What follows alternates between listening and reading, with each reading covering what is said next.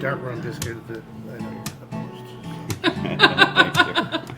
to. It just gives it a different layer. I mean, if we're not flying by the seat of our pants, we're not happy. We've got this shell of a building next door that used to be Tribes. If you could wave your magic wand, what would be a compliment to you guys here on Front Street?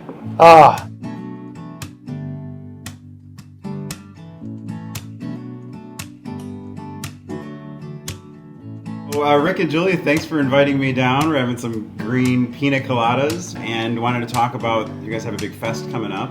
Very cool, and then if you need addition for downtown. But before we do that, you guys have been open for 7 months now, right? 7 months. So give us the scoop. What's been happening? What do you think so far? It's been great. The response we've gotten from the community, surrounding communities, we're getting draws from at least a half-hour radius around us. Wow. So we've been blessed. But I can't say enough about the good comments we've gotten from people, whether what the work we've done to the place. We're also blessed that we have such a quality kitchen. Our food's been really, really upscale. So yeah, it's been great.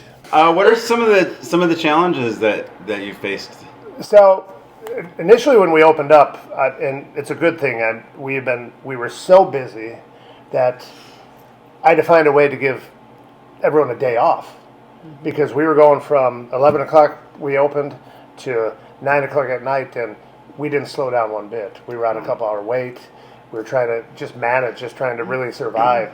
And then we're like, what are we going to do? How are we going to spell these guys, especially in the kitchen, because they work nonstop, and the environment always isn't the best. There's a lot of demands on them, and we're like, you know what? Let's just close on Mondays. Monday's going to be our set day that we're going to be closed. Then we can work in a second day off for everyone as it kind of works out. And it's funny because we did that probably the middle of August then. Mm-hmm. We came up with this change, and we never went back to it. Yeah, we thought it was going to be temporary. Yeah. And it's a good day for us to regroup on Mondays and come in here, do the deep cleaning, just kind of figure out what happened from the last weekend, if there's anything adjustments we need to make moving forward. But and give a day off. Yeah. But it seems like I'm here more on the Monday doing stuff than I'm here the rest of the week. But I ran into you one day, one of the first couple weeks, and you talked about, you end up having to make a last minute run for food and scrambling. It was crazy. And it continues to be. We still do, yeah. It continues to be super busy, and we're making adjustments all the time. And like I said, we've been on both ends of this business, the highs and the lows, and we don't take it for granted that we're super busy. And I feel like we're working even harder that we're busy, because we want to maintain this level and keep everyone in the community happy and proud of the product we're bringing. And what do? You guys, are there, do you continually make changes, or how do you adjust as you go? Obviously the regular changes, like we have a Lenten menu. We did the breakfast with Santa, the bunny breakfast. So and those have been a huge success, yes, right? Yeah, both the bunny and the Santa were booked out in 45 minutes. 45 minutes. Wow, that's awesome. So I was saying next year we'll have additional dates, but we also had Witches Night Out. We're going to do a limoncello class. Wow. To make limoncello? Yeah, make limoncello. Oh, great. People just like it. We got Absolutely. wine dinners. So coming up with ideas like that keep everyone, happy. We've had singers in here a couple times. Okay. It tells us that there was a huge need in the community, because people are looking for different things to do and fun things to do. So it's been a lot of work, but it's been a lot of fun work, because we're trying to come up with original ideas that keep people interested in us. Yeah. And so those are the fun changes we've made. And like we said, we got a great kitchen who can create dishes. They just don't cook. They can create. I tell everyone when they come in on weekends, especially, they're like, "What do you recommend?" I said, "I think everything on our menu is great." I said, "But our specials, because I know who's back there creating and cooking them." Yeah. I said, "You might want to lean that way." Yeah. And that's really cool from our standpoint, because it really takes a lot of pressure off us. Yeah. Because we can just concentrate on. Because he's so talented. Yeah. We actually have to calm him down sometimes, because he tends to be like, "I want to do something more." Yeah, our chef. Yeah. Maybe me too. No, but so then the other thing we kind of ran into is we've been so busy, especially on weekends, that we noticed after like 8 o'clock, we were starting to slow down a little bit earlier. Then we realized, it took us a little while to realize what it was, is because people aren't going out on weekends unless they have a confirmed reservation. Okay. So we went to open table.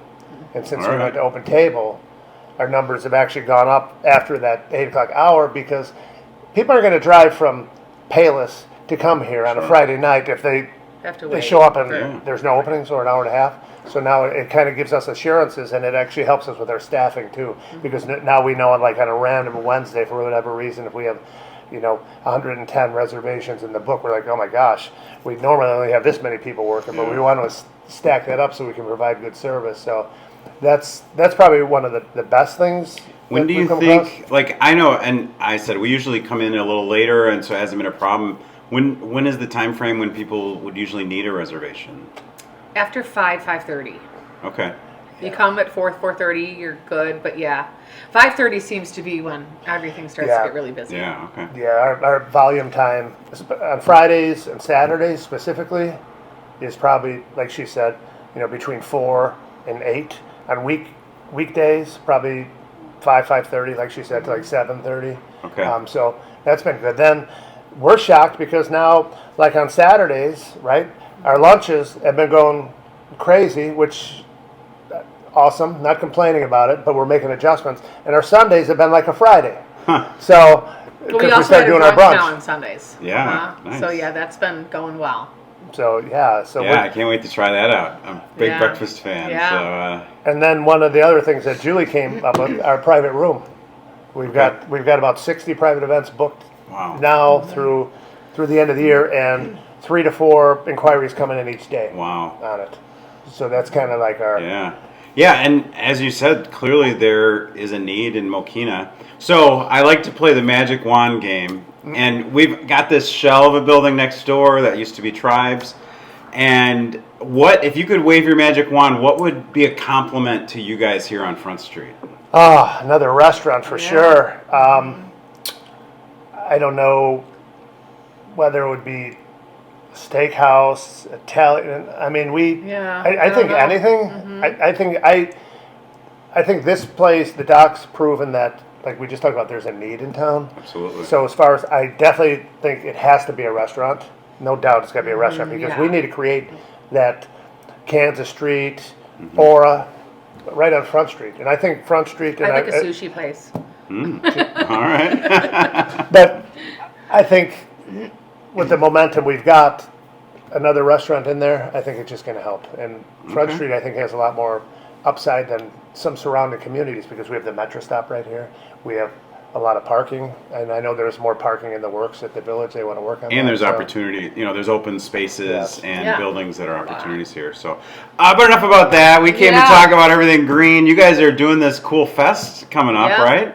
I never heard you guys had done one before, but this is, how many years have you guys been doing this fest? Since 2008. 18. Yeah, 2008. Wow. Uh-huh. So, what is it? What are you guys doing? So it started out at our first restaurant, Charleston's in New Lenox, and at the time when we opened, my mom was diagnosed with brain cancer, and we had also at the time, as children, gone to Riley's daughter out in Oak Lawn and done numerous Irish fests there, where they had Okay. soda bread contest, and we thought maybe we should just do a fundraiser for brain tumor and start an Irish fest out here because there's nothing out here.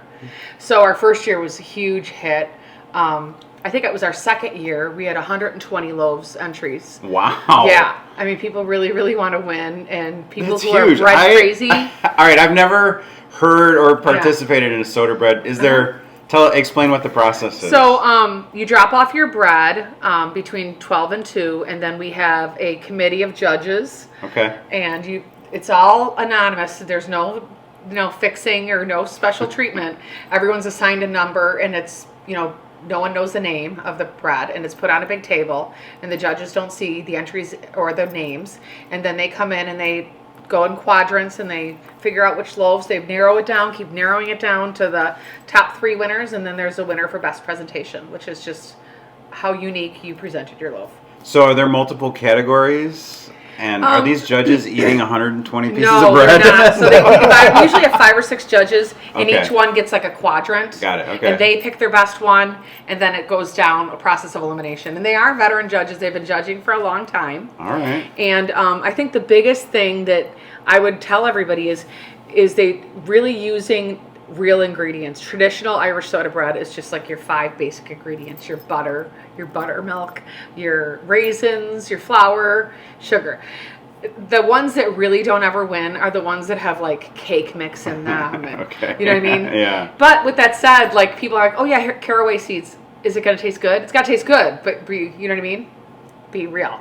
And in the past, we've had a lot of repeat winners. I mean, a lot of repeat winners. Okay. They come from, we've had people from Homewood. They have really good bread and they know what they're doing. Yeah. So, And you is it know, a sign up? And we've also had people who've made their first loaf. First loaf. The Wow. last Irish soda bread contest, it was the lady's first time ever making a loaf. She won. So So we have recommend, hope, all right. Yeah, you do. recommend everyone go on All Recipes or whatever Yeah. website is. I mean, it's- try it. You have nothing to lose. Yeah.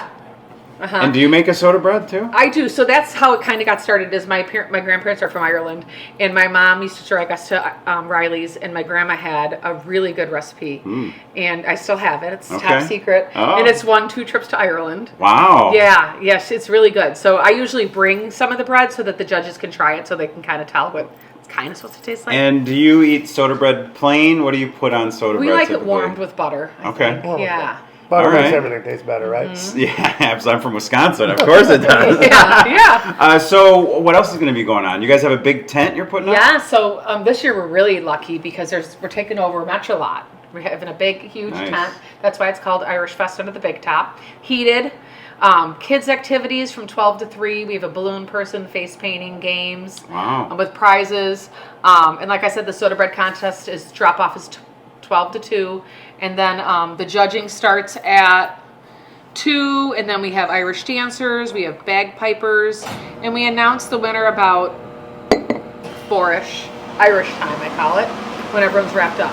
Okay. So yeah, it's a whole lineup. And then at the end of the night, we have a big band.